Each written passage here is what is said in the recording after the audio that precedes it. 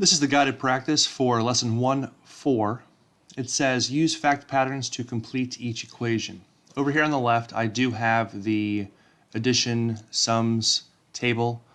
We're going to use this not to find the answers, but to help us notice the patterns. Okay, so right now, number 1, I have a list of equations. All of the equations, or at least most of them, because I don't really know what that one is just yet, have a 16. So it looks like the sum is going to remain the same. And I'm looking here and I have this diagonal line with a 6. So this sum is remaining the same. So what's happening to this sum? Well, my add-ins are 6 and 0, and then they're 5 and 1, and then they're 4 and 2. So this column add-end is decreasing by 1. We're subtracting 1 each time. So 6 and then 5 and then 4 and then 3 and then 2.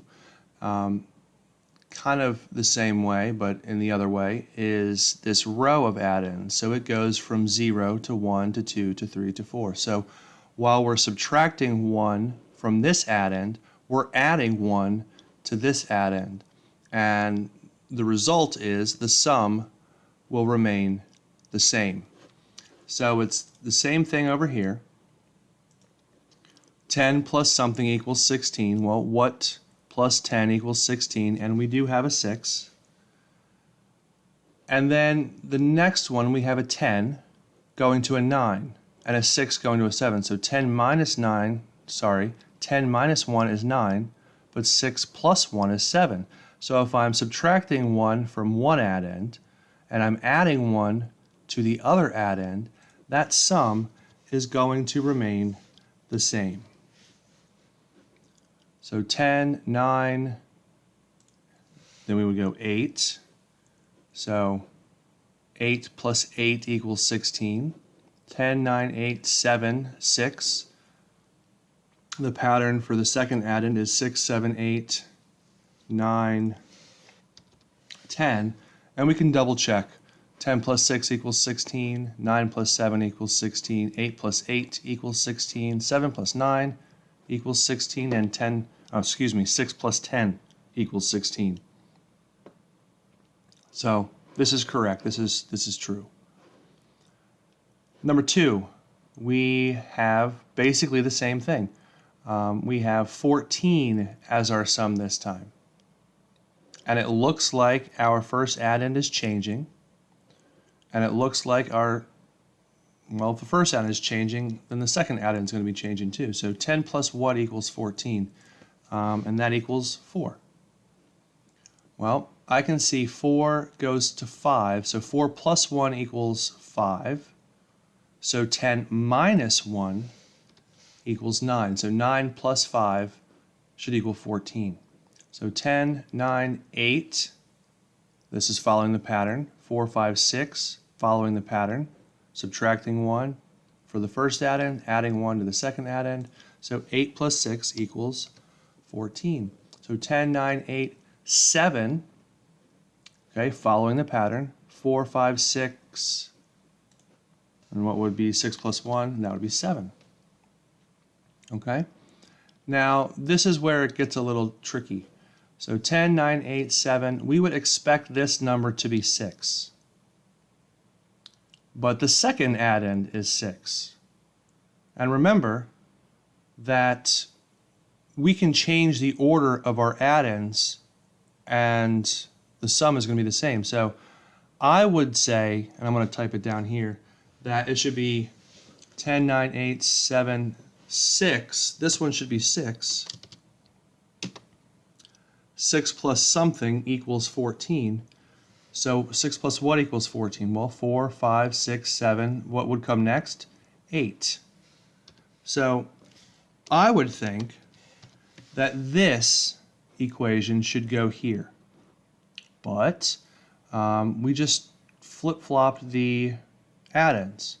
So this will be 8 plus 6 equals 14. And if you notice, we already have that here. 8 plus 6 equals 14.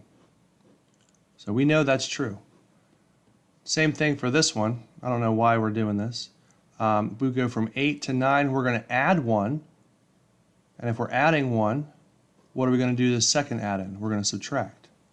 So 9 plus 5. And if you look up here, we already have 9 plus 5 equals 14. So that's correct. So 8. Now, what happened was we kind of switched our pattern a little bit. 10, 9, 8, 7. And then we went plus 1. So 8 plus 1 is 9, plus 1 is 10.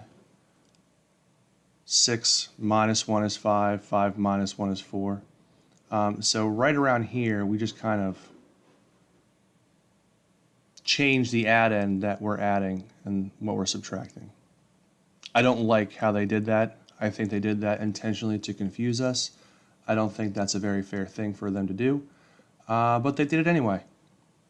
So we just have to try our best and work through it and say, haha, you didn't catch me.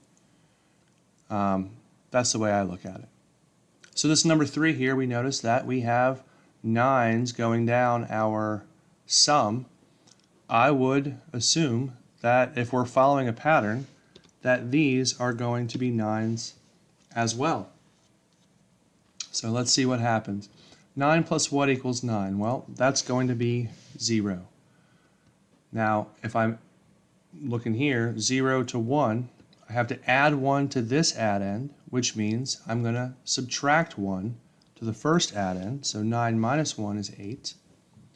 So 9, 8, 7, 6, 0, 1, 2, 3. I'm subtracting 1 from the first add-end. I'm adding 1 to the second add-end. And all that means is I'm going on a diagonal on our chart. So 0, 1, 2, 3, 4, 9, 8, 7, 6. This should be a 5. And then it does its, I'm going to change what I'm doing. So 9, 8, 7, 6, 5, 5. Well, if it's not changing here,